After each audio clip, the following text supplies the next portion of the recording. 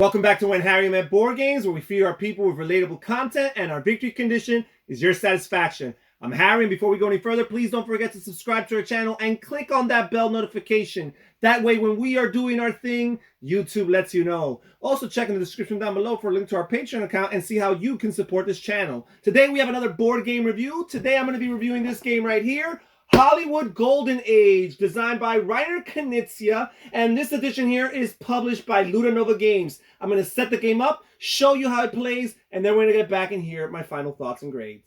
So this is what the game looks like set up for 3 players. This game does accommodate up to 5 players, but for the purposes of this review, I'll only be simulating a few rounds or a few turns of a 3-player game. So this is the board, a map of Hollywood basically, and you have all the different locations. You have this white card piece, and basically this is just going to serve as a representation or indicator of what location we are on. We set up all these tiles and shuffle them and place them randomly on the corresponding locations. Some of these locations will take their tiles face up, but the 2 club spots here are going to take all their tiles face down. As a matter of fact, you only put tiles equal to the amount of players. So even though there's 5 slots there, since this is a 3-player game, we only need 3 tiles.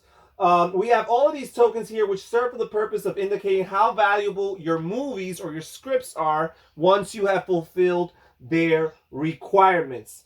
So each player is going to take one of these screens right here with a number of a studio ranging from 1 through 5. And basically the screen is going to serve to hide their money. And they start the game with 12 of these little money tokens, right? And if you play with 5 players, each player only gets 10, but if you play with 4 or less, each player gets 12 of those tokens. And again, you hide them behind your player screen. Also, according to the studio that you drew, you get the corresponding starting scripts, and you'll get 3 movie scripts, 1 in each of the 3 different genres. I believe it's action, comedy, and drama, something along those lines. The most important part is to remember that it's red, blue, and green. So this player here has got arsenic and old lace, the Night of the Hunter, and King Kong. We've all heard of that one before, right? This player over here has their 3 scripts off screen. They have the Philadelphia Story, Magambo, and Paths of Glory. That's a classic right there. And then the 3rd player here has their starting scripts. They have Ben-Hur, another classic, Some Like It Hot, and Witness for the Prosecution. So each player has these starting scripts. We'll have the first player here designated by this thing right here. I forgot what it's called. But yes, this will indicate who is the starting player, who will place auctions first, because this is an auction bidding game. And basically every time you win an auction, you will gain the start player marker so that you can be the first player in the future turns. We have a stack of future movie scripts that players will draw each time you complete a script of yours. If there are still some available from the general stack, you get to draw the top one. And finally here we have all of these awards. They do come in with plastic stands, but for the purposes of this video, I did not take the time to put those there. And there's a bunch of different rewards, which I will explain going forward. So let's simulate the turn. So the first thing you do is you take one of the 4 major Hollywood directors and place them here on the starting location. And we drive our car here to indicate that we're going there. And there are 4 of these directors, and they each have 4 stars, at least the 4 major ones. And the 4 correspond with the fact that we're going to be playing this game in 4 rounds. We're going to go through all the locations in Hollywood, 1 round, and then we're going to rinse, wash, and repeat the process 3 more times for a total of 4 rounds. And directors are very important because every movie requires a director. You're going to see these tiles right here. You see that they tell you everything that you need. And you don't need to necessarily follow in a sequential order, but you need a director, in this case for the Night of the Hunter. You need an actor. That symbol there on the upper right is for an actor. You need a second actor. And then this right here means you could put anything you want, any tile of your choice there. These right here, the red symbols here, these are the cameo or guest actors. And those are helpful, guys. They add additional points to your script, but you do not need them. Now, you want to place, if you want to complete a script, you can do all of the ones except for the guest actor, and that will count as you having fulfilled the requirements for that script. If you do want to have a guest actor, you need to make sure that you place the guest actor before you complete all 4 of the previous ones or the other ones, because if not, you will not be able to put the guest actor. If you complete all the other ones first, you complete the script and will fulfill it. By the way, each script has a starting amount of star value. That, combined with all the stars that you will add from all the tiles with the actors, directors, cameramen, seamstresses, and all the other tiles that are available in this game, that will determine the total value of that particular script when you complete it. Okay, so we are here in this first location, and we are going to be bidding for John Ford as our director. And this player, as a starting player, will make the opening bid. Now, your opening bid can be as low as 0. That's a great thing about this game, just in case you don't want to put anything and just test the temperature and see what other players want to offer. However, in this case, because this is a director and it's very valuable, I am not going to make it that cheap. I'm going to bid 5, and we're going to go clockwise. This player here, again, very much interested in this director. He's going to bid a 6. The third player here in the clockwise order is going to bid a 7. And then this player here will go back and he says, I really want this guy. I'm going to bid an 8. Now this guy says, well, that is getting too expensive. I want to have money available. Remember, you only have 12 money to start the game with. I want to have money available going forward, so I'm going to have to pass. And then this player here decides the same. So this player is going to win the auction. They will remain the starting player, and they will pay $8 for John Ford. And now they could grab John Ford and place him on any one of their scripts as they so please. And since John Ford is already so valuable, and Arsenic and Old Lace is already a very popular movie, it starts with 4 stars already, I'm just going to place John Ford in the director slot for this particular movie. Okay? There we go.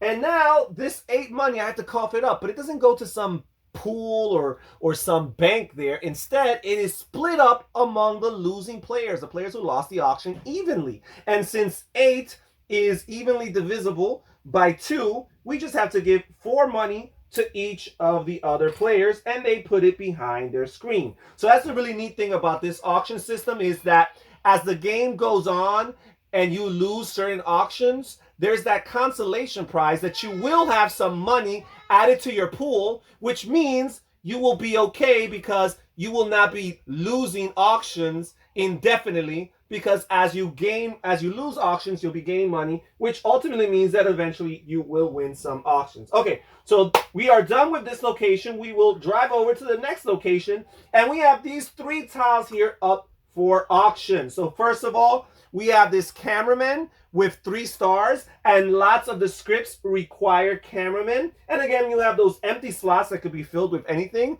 so you could always put a cameraman there. You have another director here, a 3-star director. So there are other directors in the collective pool of tiles. It's not just the major Hollywood directors, but none of them are going to have 4 stars. Only these big shots are going to have 4 stars. But this guy has 3. That's not too shabby. And then we have 1 actor, and that's Henry Fonda, who has 2 stars. So when we bid for this location, we're bidding for all 3 of those tiles. Now, granted, the player who wins this auction is not obligated to place all of those tiles down. However, once they decide to discard tiles, they can't in the future change their mind and grab those tiles from the discard pile. So the time to decide is then and there. Okay, so this player is going to put this up for auction, and he is not desperate for this one because it has a pretty good cameraman, but it also has a director, which can be helpful, but he's also very poor. So he's just going to place a bid of 2. This player here is going to place a bid of 3. This player here is going to place a bid of 4. Now, this player here cannot increase because they already spent 8 on their first round, so they only have 12. So you cannot raise the bid past the point where you do not have that money. So he cannot raise it to 5. So he has no choice but to sit out and pass. Now this player will go, and they're going to raise the bid from a 4 to a 5. And now this player will finally pass. So this player is going to win the auction for these tiles for 5 money. Now, we will pass the start player token to this player over here. So now they are the starting player.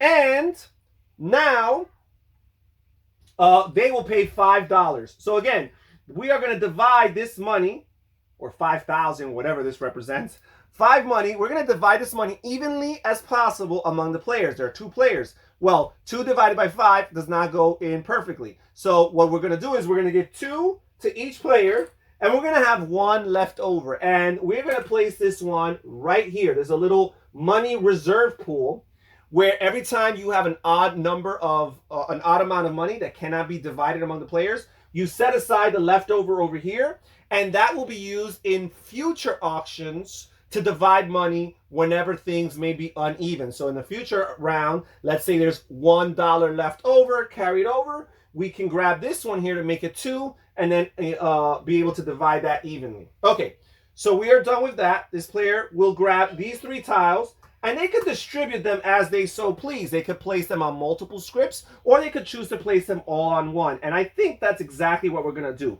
So we've got this here, Some Like It Hot. So we're going to place the director right there. And we're going to place Henry Fonda as the mandatory actor there.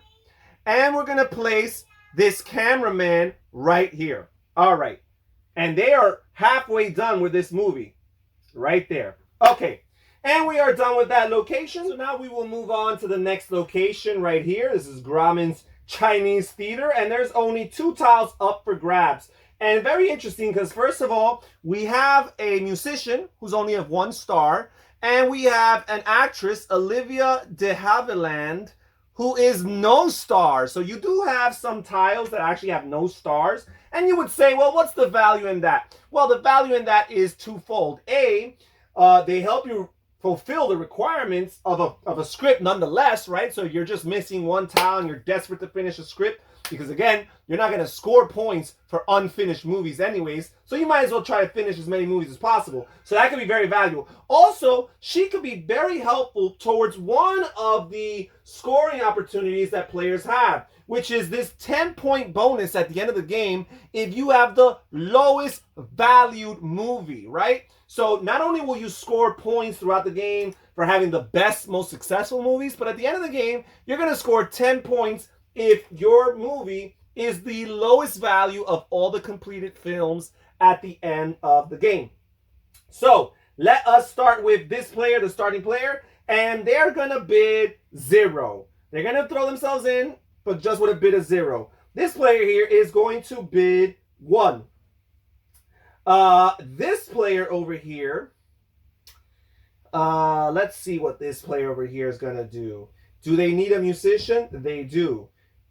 This film here does not need an actor, though, so they're going to actually pass. This player here is not interested in playing 2 for this perceived garbage here. So instead, they're going to pass and let this player here get this for 1. So here we go. Again, this is a perfect opportunity where we have the leftover money from the last time. In order to make this divisible by the 2 players, each player is going to get 1 money.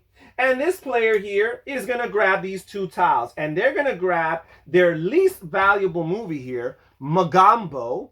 And, oh, nope, this movie does not need an actor. So if you look at it here, it needs a director, a cameraman, a musician, a seamstress, and a guest actor. So instead, they're going to put this here on Paths of Glory. They're going to put this 0 right here.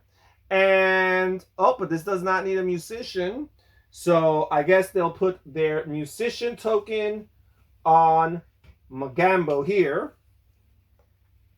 And see if any of these movies can compete for the lowest value. Okay, so we are done with that, and we will pass the start player token to this player. And now we will move over to Magambo here, which is the first of the 2 nightclubs that we are going to visit. And these tiles are placed face down so that players cannot anticipate what's going forward. All the other tiles and the other locations are always face up, so you can project and prognosticate and kind of anticipate, make your decisions based on what you see that's upcoming. But these are going to just surprise us as we arrive to these locations. So we're going to flip these 3 face up.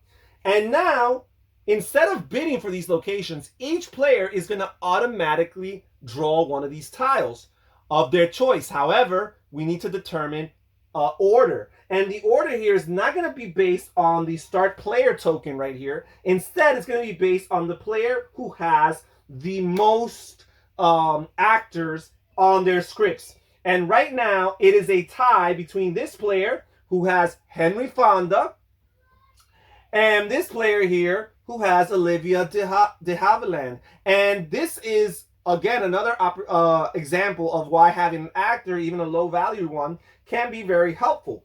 So, since it's a tie, the tie breaks in favor of the player closest to the one who has the start player marker. And it is this player right here that has the start player marker right now. So they're going to go first, and they're going to grab any one of these of their choice. And they're actually going to grab this 0 valued cameraman and place it on their Magambo movie.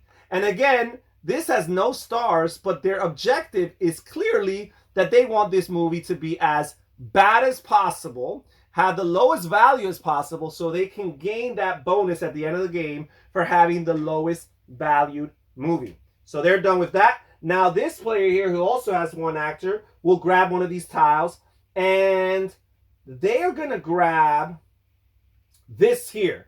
And this little agent tile is very helpful because this serves as a wild. You can place this on any slot of a film you want. So I'm going to grab this here, and I'm looking forward, and I'm seeing that there's some good seamstresses available. So I'm not necessarily going to need seamstresses. So I'm going to place this right here on this location here on the musician spot.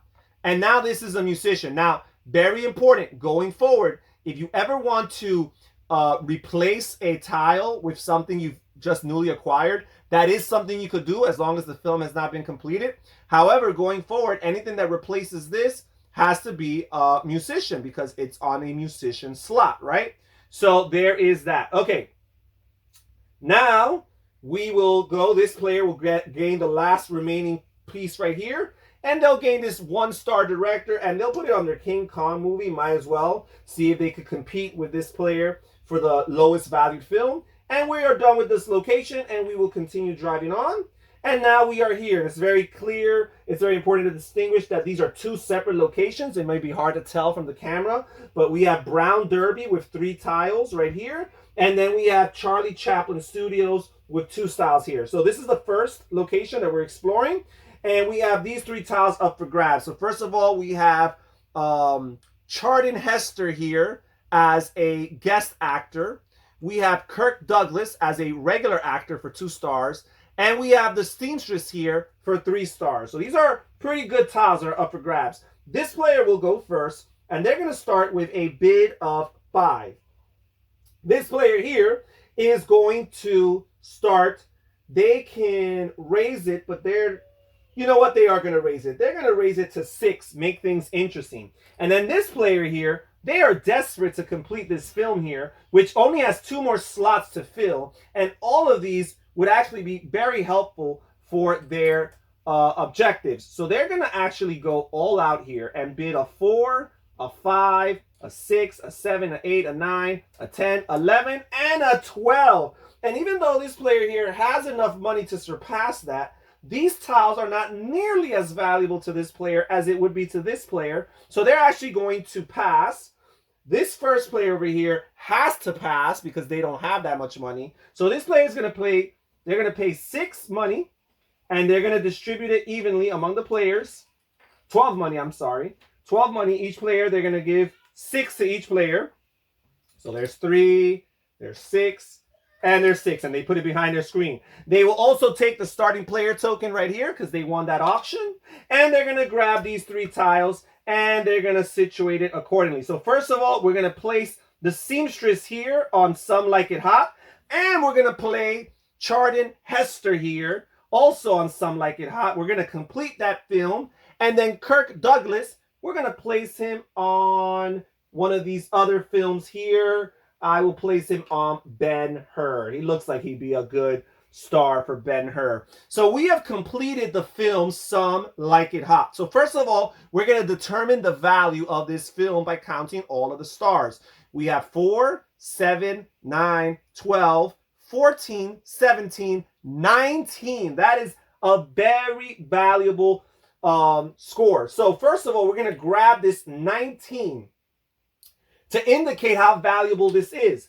Also, going forward, if another player completes a film with a value of 19, since we've taken the 19 value token, they would have to grab the next available token going downward. So they would have to grab either the 18 if it's still available or the 17 if it's still available, and so on and so forth, right? So it's good to complete those films early while the most valuable token of those numbers are still available. So he's got the 19. Also, because he is the first player to complete a film of this genre, the red movie genre, they're going to grab this bonus 5-point award for being the first person to complete a film. So that's going to be 5 more points for them at the end of the game. And we are done with this location here. And because they completed this film, they're also going to have the right to draw one more film added from the draw deck here. And they've got rear window right here. Lots of slots, a low starting value, but at least 2 of the slots are up for grabs as far as anything can fill them up. Okay, so we're moving to the next location here. We're at Charlie Chaplin Studios. We've got 2 actors here, a regular actor, Jack Lemmon, and we have Gary Cooper, who's a guest actor for 3 stars. So let us see what we will do over here. We are going to start with this player here, and they actually have no money, so they're going to have to pass for some time now. And this player here is going to say, let's bid 5.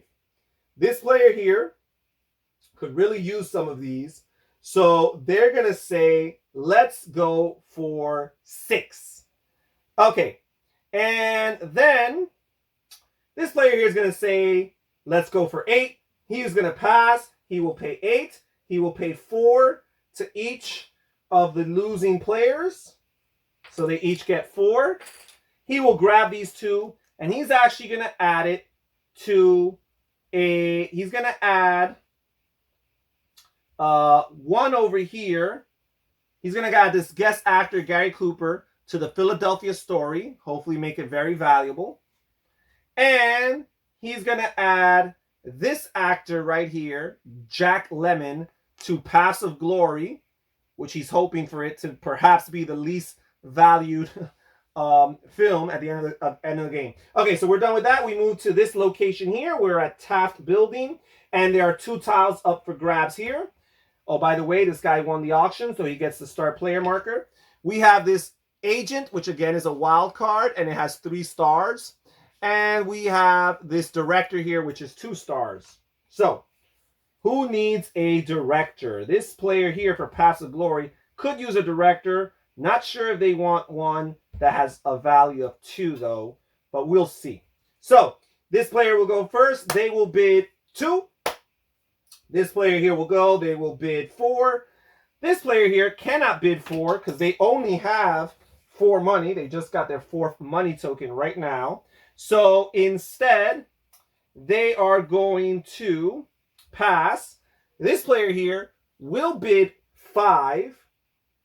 And then this player here is going to bid 6. This player is going to finally pass. I'm going to give 3 money to each of the losers here. And this player here is going to grab these 2 tiles. And they'll continue working on Arsenic and Old Lace. They're going to put this 3 stars here on musicians. It's hard to get high value musicians, so I'm just going to place that there. And this director here on the Night of the Hunter. So right there we have the directors for each of our 3 films for this player here. Now we'll move to the final location on the board, which is this spot right here, Ciro's Open. This is another nightclub. We will reveal the top 3 tiles here. And again, turn order is going to be determined by the player who has the most actors on their scripts. This player here has no actors, so they're definitely not first, which, by the way, they should have the star player marker because they won the last auction. This player here has Kirk Douglas, Henry Fonda, and Charlton Heston as 3 actors. This player here has John Lemon, Olivia de Havilland, and they have Gary Cooper. So they also have 3 actors. And again, the guest actors do count towards the criteria of majority for this. Now, because they're tied with 3, we're going to break the order in favor of the person who's closest to the start player. Since this player is the start player, we work our way clockwise. This player here has the priority, so they're going to go first, and they're going to grab any one of these 3 tiles. And there's some interesting stuff up for grabs, but right now do they really want to focus on Ben-Hur? They're going to grab this 2. You know what? Why not? Let's try to complete Ben-Hur. They're going to grab this 2 musician here, place it right there on their Ben-Hur movie. Then this player is going to go next because they still had 3 actors, so they still go first in this player. And they are going to grab this director of none, 0. And they're actually going to place this director right here on Mogambo. And this is great because so far Mogambo only has 3 stars, and it only needs 1 more tile to complete because, again, the guest actor is optional. So there's a very good chance that this will be the least valuable movie for the player, which, yes, is going to score them few points for the movie, but it is going to get them that 5-point bonus at the end of the game. All right, so we are done with that. And now this player still has to get the last remaining tile, which is a cameraman, and they will add it to their...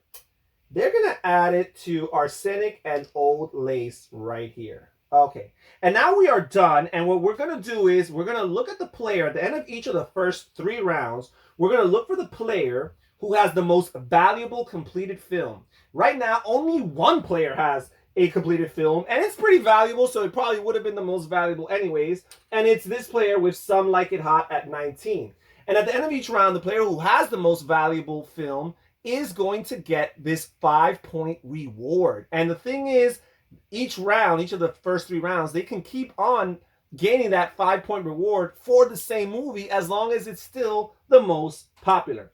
And that's pretty much it. We're going to keep on repeating. We're going to go to every round. Every round's going to start with a new director, a 4-star director. And we're going to go to all the locations, the revealed spots first. And then we're going to go to the 2 different clubs and gain those tiles there. And we're going to keep on bidding. To gain the tiles and locations. The persons with the most actors will always have priority in the different clubs. And finally, at the end of the game, you're going to score points equal to the collective amount of all these tokens that you've acquired every time you completed a film. Plus, you're going to add all your rewards or awards that you've won. Plus, you're going to gain 1 point for each money that you still have available in your personal pool. And all the different rewards include... Again, you got the 5-point bonuses for being the first player to complete a film in each of the 3 different genres. And you have the 5-point bonus, or I should say, I'm sorry, the 10-point bonus for having the most, the lowest valued film at the end of the movie, at the end of the game. And then you have these 3 right here, which are if you have the highest valued film in each of the 3 different genres, red, green, and blue, each one will win you 10 points. So you want to have the highest value in the different respective genres. And then finally, if you have the most valuable directors, if you count all the directors in all your films, even films that were not completed, and you add all of their stars, do you have the highest value collectively of directors? If you do, you'll gain this 10-point award for that as well. And then you do the math, sum up all the points cumulatively, and whoever has the highest score at the end of the game is the winner. Let's get back and hear my final thoughts and grades. So that is how you play Hollywood Golden Age. So what do I think about this game? What are my grades? First, let's start with components. For components, I'm going to give this a B+. This game gets the job done. Its components are adequate. It provides you with what you need in order to immerse yourself in this particular experience. This is an auction bidding game, a set collection game in essence, where you place tiles on your boards to complete your requirements. So you don't need fancy looking miniatures or anything like that. I like the way the board looks. I've heard people say it looks a little bit busy. I like the way the board looks. It appeals to me. I gravitate towards it, and as I am maneuvering that little white car piece through the board, and again, it's superfluous. You could have just had a round track and a little token to move through it. But again, it kind of adds to that Hollywood feel. We're here driving from one location to another, from one studio to another, from one nightclub to another. Again, bringing you into that ambiance. So I will give the components a B+. Now let's talk about theme, which piggybacks on these components and what they do to immerse you in the experience. I'm actually going to give this an A-. I'm usually not a huge fan of Reiner Knizia and his thematic integration as far as board game play is concerned. But in this case, I feel it. I feel like I'm a Hollywood producer traveling the landscape of Hollywood at nighttime, going from one location to the other, trying to recruit Hollywood's best, whether that be directors or actors or seamstresses or musicians or cameramen. I'm going out there and I'm trying to recruit all these people in order to recruit them for my movies, place them accordingly the way I see fit, and try to have the most successful movies and films as possible. So again, I feel like it accomplishes that, and because of that, I'll give it an A- in theme. Now, as far as gameplay is concerned, I'm going to give this an A. This game is solid. It is perhaps my favorite auction bidding game. Definitely one of the favorites. It's very solid as far as that's concerned, and I like the set collection that's going on as well. And it's almost kind of like missions. It's almost like objective cards, all of these different films that you start with and that you acquire as the game progresses. And I like the idea of fulfilling contracts or objectives or missions as we play a game. So gameplay gets an A. Now, for novelty factor, I'm going to give this an A+. This game here has a lot of innovations that I feel contribute to the board game hobby and that you don't necessarily find in other games, or if you do, they came afterward. Remember, this was originally published back in 2000. This was known as Hollywood Blockbuster, Hollywood Trump Fabric, Dream Factory. These are some of the popular names in previous iterations for this board game.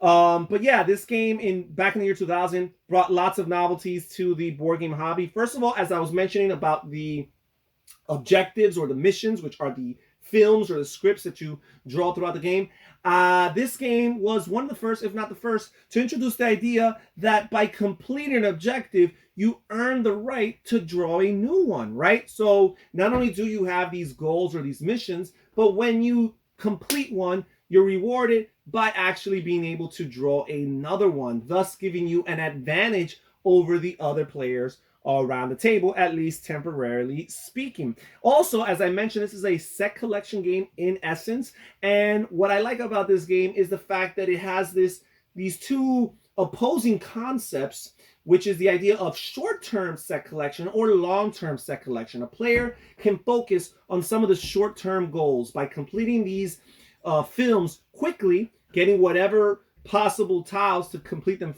quickly. They can earn the bonuses for each of the three respective genres for being the first to complete a film in one of those genres. So that earns them some extra points and also some guaranteed points on the table for completing those films. However, a player can redirect their strategy and try to go for the long-term set collection, pretty much maybe ignore some of those intermediate or immediate benefits by completing those films early, and instead try to get high-valued scripts or high-valued films with all the highest valued stars, actors, directors, onto their tiles in order to score high points, which will first of all give them the 5-point rewards at the end of each of the first 3 rounds for having the most valued film, but also at the end of the game, if they have the most valuable film for each of the 3 genres, each of those films will get them 10 points. So again, you have this short-term set collection versus this long-term set collection. Like that idea. This game also, for an auction bidding game, introduces the idea of bidding 0. For lots of auction games, you typically have the bare minimum be something along the lines of 1, right? Or whatever the lowest denomination of currency is in that particular game. Sometimes games get a little bit more nuanced and the minimum bid must actually be a little bit higher than just 1. But with this game, they took a step back. They said you can bid 0 because you never know. You could stay in the auction as long as you're the starting player putting up the start player, who's the first player that places their bid. As long as you're the start player, you can place a bid of 0. And you never know, maybe as you go around the table, maybe nobody else wants a bid and you might get that for free. So it's really cool to even have that as a possibility and as an option. And it forces people afterwards to raise it to 1 or what have you. So there's that. Also, this game introduced a fixed economy. Usually with auction bidding games, you either have an increasing economy, right? With inflation, more money comes into the pool of the economy, or you have a diminishing economy. As the players go and participate in all their auctions, there are fewer money representations or fewer cards or whatever it is you're using to bid. It diminishes as the game progresses. Those are kind of the two things you see in auction bidding games. With this, you have a fixed economy. The amount of money that's in the game at the beginning, distributed among all the players, is the amount of money that will always be there for the duration of the game, which in a lot of ways is really cool because it helps the player to kind of map out what's going on, because you count your money, you subtract it from what you know is in the game, and then you kind of have an idea amongst the other players who you're playing with how much money they might have in their pool, right? If it's only a 3-player game and you're only talking about 2 opponents, there's a really good chance that you're going to know what's in their supply, even though they're hiding behind the screen. So I really like the idea. Also, the concept of dividing the money among the losers is such a neat idea. The money does not go away. First of all, it's a way to piggyback on the fixed economy. It keeps the money in the game. It doesn't go away. It's not spent. But also, it makes it harder for a player to run away with the game, right? Because as players lose auctions, and perhaps you might lose several in a row, their value is going to increase. Their net worth is going to increase. And eventually they're going to be able to bid top dollar for a location. And they're going to have a very good chance of winning because at that point they have lots of money and the other players have less money. So again, really like that concept and how much balance it brings to the game. And finally, the idea of having the worst set, so to speak, the B movie, the movie with the lowest value at the end of the game, I think that's really cool because it gives players, it's almost like a consolation prize. You could either straight up go for it, or it could just land on you. It could just fall on your lap and you could just be like, hey, that's 5 more points that I wasn't counting on. Also, one more thing that I think is really cool is the diminishing returns in as far as the scoring of these films are concerned. So as I mentioned during the playthrough, the brief playthrough, when you score a film, you get its token. The value token is a token for each of the numbers from 0 to 22. And some of the mid-range scores have 2 of these tokens in that number. And if you score that token, you grab it. But in the future, now that that token is no longer available, let's say you score a 19 like it was in that playthrough, the next player to score 19 isn't going to score 19. They're actually going to score 18. That is if the 18 is still available. So again, there's that diminishing return concept. So again, novelty factor, A+. Final score for this game overall, I'm going to give it an A. This game is fun. It's neat. It's balanced. Thematically speaking, especially for a Reiner Knizia game, very well integrated. Fun experience. If you haven't tried it, check it out. Well, that's it for this episode of Board Game Review here at When Harry Met Board Games. Thank you for joining us. Consider clicking on one of the videos that you see on the screen right now. Also, check in the description down below for a link to our Patreon account and see how you can support this channel and become more involved with the behind-the-scene process. Research and find a tier that works for you. This is Harry saying take care, everybody. Stay safe, stay healthy, and have fun gaming. Bye-bye.